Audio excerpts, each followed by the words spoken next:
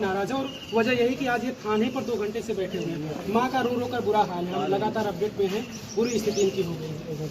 परिवार के सभी परिजनों से मेरी बातचीत हुई, जहाँ यहाँ पर कुछ आशंकाएँ थी, उन दोनों के परिवार के साथ जानकारी साझा की गई। परिवार को जब जानकारी साझा की, पूछा तो इस तरीके से संतुष्ट थे और गिरफ्तारी के लिए हमारी टीम गठित की गई। सर, एक लड़के को गिरफ्तार की गई थी, किस आधार पे उसको छोड़ दिया गया? जो 17 मिनट रूम में मिला था, ऐसा बताया जा रहा है। कोई साक्ष्य के बजाय सर जोर से बोलिए।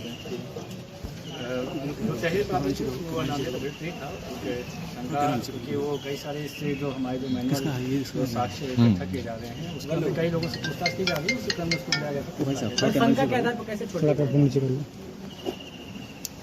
सभी जो है साक्ष्य इकट्ठा किए जा रहे हैं, पूछताछ के क्रम में कई लोगों को लाया जा रहा है। कोई भी बोल सकता है कि हम इसमें नहीं है, आप छोड़ दीजिएगा।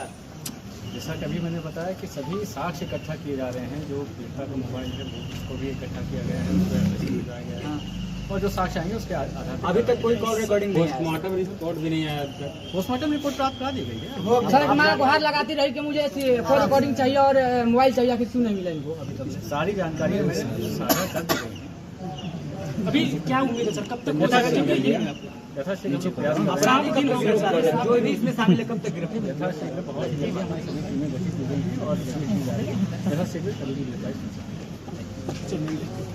तो ये थे वाराणसी